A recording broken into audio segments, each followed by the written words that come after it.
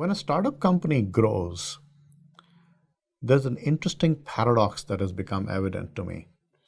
And that is that the very things that a startup company needs to do in order to grow in its early days actually become disruptive and toxic as it tries to scale. So I call this idea the shifts in scaling a startup, or the strategic reversals that a startup company needs to go through. Let me give you a few examples. The first shift is the shift from opportunistic to strategic. When you're starting out a company, you have no idea where the customers are. You have no idea what's going to resonate with the marketplace. And all opportunities look attractive. So it's actually okay to be opportunistic, to go pursue and probe and see, which customers are responding to your offering and where you're getting more traction. So it's really important to be opportunistic at the starting point. But if you continue being opportunistic, you're going to get unfocused. You're going to be all over the place. You're going to stretch yourself too thin. So what you got to do is, through this experimentation of opportunism, if you find that you're getting resonance around a particular vertical market, a particular customer segment, you start narrowing your focus. You become strategic. You start to then, I tell people, if you want to broaden your revenues, you have to narrow your markets. But if you're strategic too early, you may make the wrong bet because you may not know what the right customer segment or market is. So interestingly, you have to be opportunistic to start with, but if you stay opportunistic, you die. And you have to be strategic at the end, but if you're strategic too early, you die. So that's an example of a strategic reversal. Here's another example of a strategic reversal that a startup needs to do in order to scale.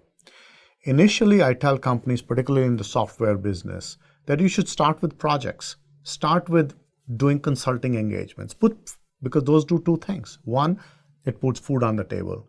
Services generate revenues early on, and that is very helpful. The other interesting thing is that when you're working closely with clients, you actually learn about their problem and you learn what is it that they're more interested in. As you grow, the problem with services, they're not scalable. They require people and you're doing one-offs.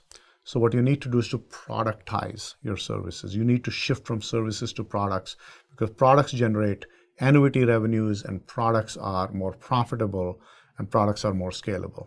I think about the idea here that you servicize to learn, but then you productize to earn. So if you stay with services too long, you won't be able to scale. But if you build a product too early without actually having worked with clients and services, you're going to run the danger of actually building the wrong product. So that's another example of a strategic reversal. The other example of a strategic reversal is that early on, it's all about relationships. Customer management is about personal relationships that the founders have with customers. But as you grow and you scale, you can't be with every customer all the time. So in scaling a startup, it's very important to invest in building a brand because your brand becomes the proxy of the customer relationship. So again, you can't build a brand too early. It would be wasteful marketing dollars at the starting point of a company. But as you scale, that relationship has to get converted into the brand. So these are some examples of the shifts that startup companies need to go in order to be able to scale beyond their initial level. I'm often asked to define what is the role of product management and product marketing. So to me, product management, when seen as the bigger picture, has two phases: the inbound phase and the outbound phase. And often these are called product management and product marketing, but these are just labels. The idea is that the inbound role of product management is bringing customer and market and competitive insights into the company. So in the inbound role, the product manager is the translator that really takes these customer and market insights and converts these insights into a set of requirements that are communicated to the engineering team.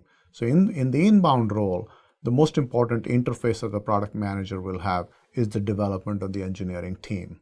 And their role is to really bring the customer and market insights into the company and communicate it to the engineering team, usually in the form of a requirements document of some sort. And then working with the engineering team to make sure that the right product gets built. The flip side is the outbound role. And the outbound role is the product marketing role. Here, You actually have to be a translator of your message and your positioning and your, the story that you're going to tell to the marketplace. That's why we call it outbound. It's really taking the product offering or the solution that you've built as well as the messaging to the marketplace. And here, your key interface is going to be your customers, your partners, and your channels.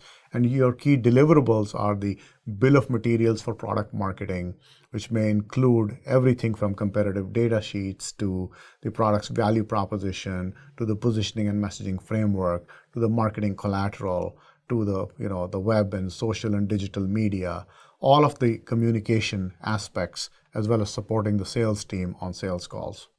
So to summarize, the whole 360-degree view of product management it's a combination of being the voice of the market to the company, which is the inbound role, and then the voice of the company to the market, which is the outbound role. This is the yin and the yang of product management, and these are the two faces of product management. Usually, companies will organize these differently in that people don't perform these roles together. The product management organization is usually distinct from the product marketing organization.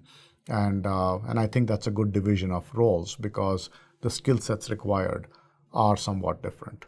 So that is the whole scope of what a product manager and what a product marketer does within the overall definition of product management as a discipline.